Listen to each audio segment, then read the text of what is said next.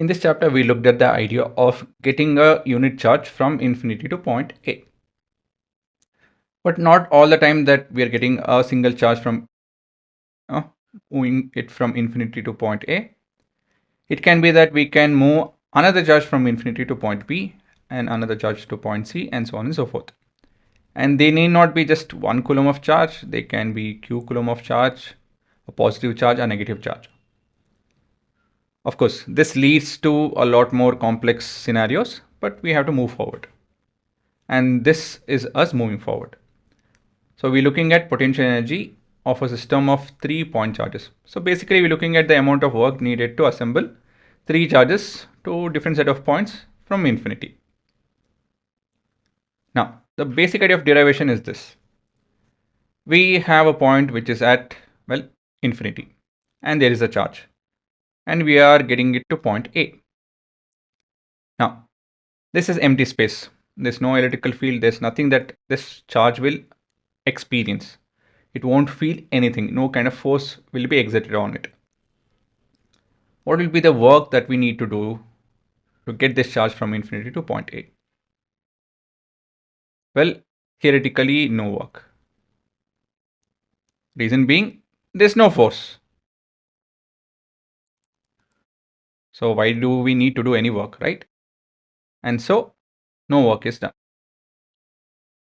Let's get another charge, say to point B.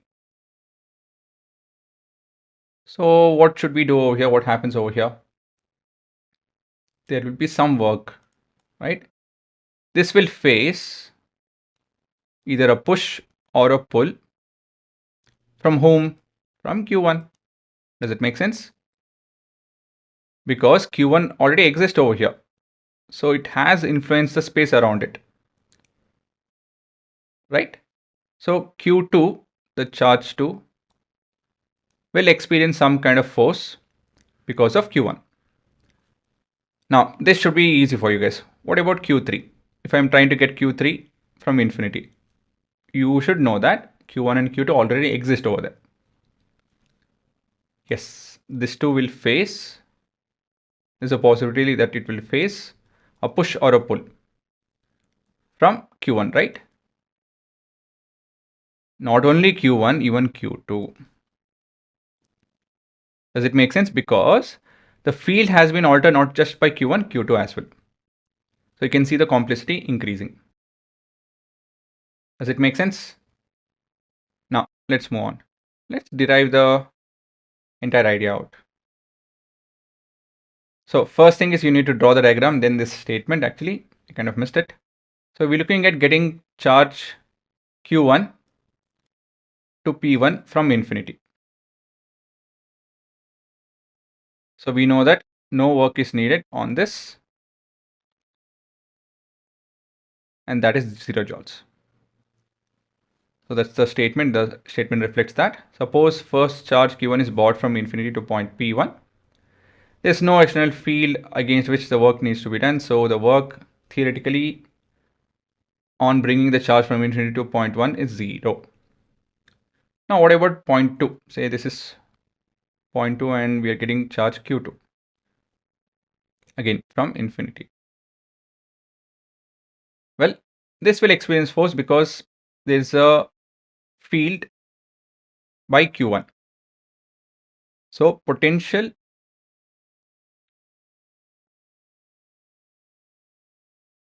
at P2 exists because of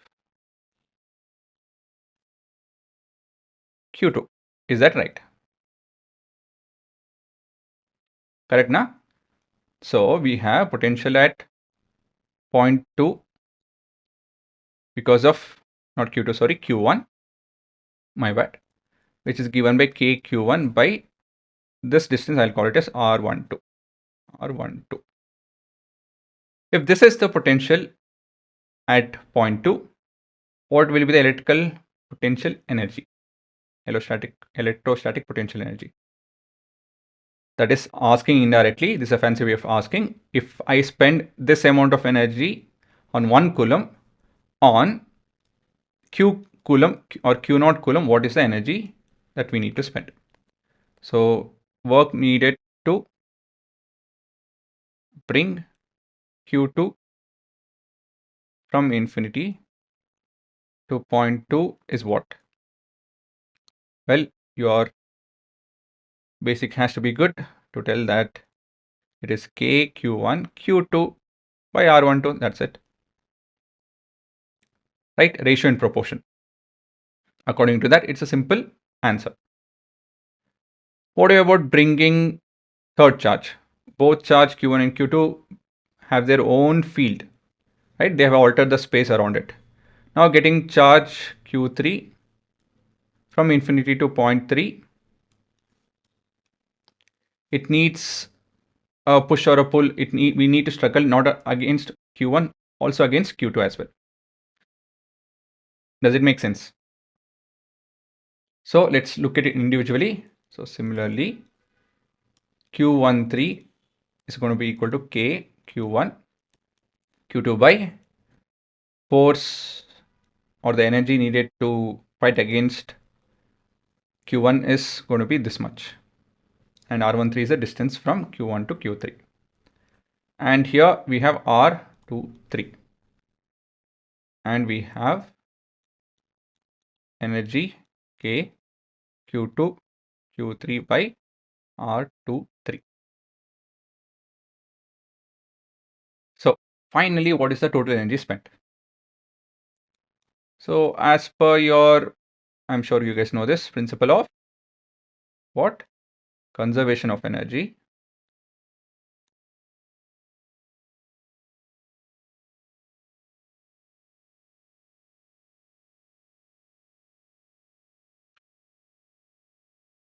What do we have? We have the total energy, total work done to assemble the three charges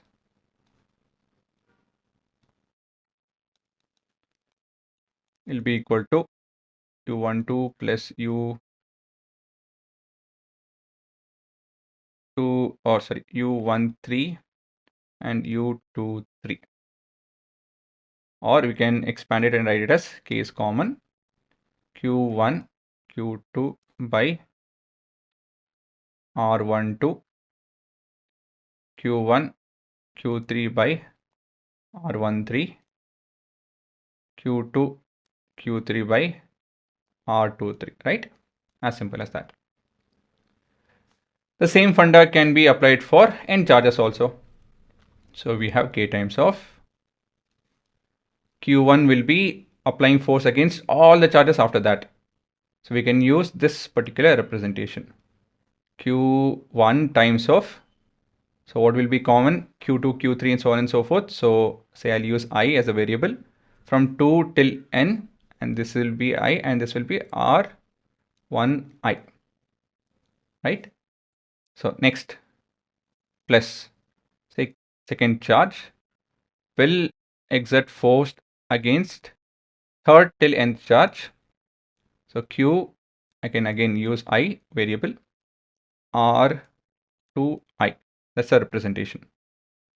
So on and so forth till the last charge, which will be Qn minus 1 Qn divided by Rn minus 1 n, bracket closed.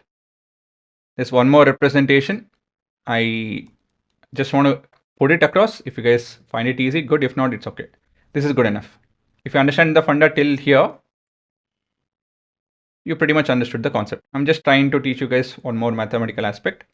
If you find it easy, good. If not, it's okay. So this will be equal to, I'm using second variable to represent this Q1, Q2, Qn. So I'm using J is equal to 1 till n minus 1 because the last term is n minus 1. Qj. Of course, everything else will remain the same. But here 2, 3, so on and so forth, it will happen from j till n. Okay guys, if you don't understand this, it's okay. So a bit of rearranging and it will get a final expression. Okay, anyways, so what we are trying to make a point over here is, if you are able to understand this particular diagram, you pretty much understood everything. So the point we are trying to make is assembling charges is not a simple scenario wherein you get the first charge, second charge, third charge, you put one single formula and done. No. After getting the first charge, the second, third charge will have a different set of energy that we'll need. Right, guys? And that's a very simple commonsensical thing because the field is altered not just by one charge but every charge. So the next charge that has to be bought will experience the wrath of the first, second, third, fourth, fifth, and so on and so forth. And that's all. That's the math that we have done. And that's the final expression. And that's what it reflects.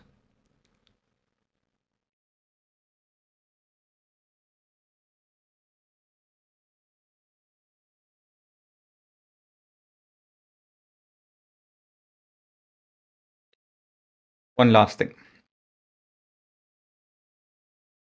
Because of the conservative nature of electrostatic force, the final expression U is independent of the manner in which the configuration is assembled. What it means is the third charge, whatever we consider third over here, can be the first one to come.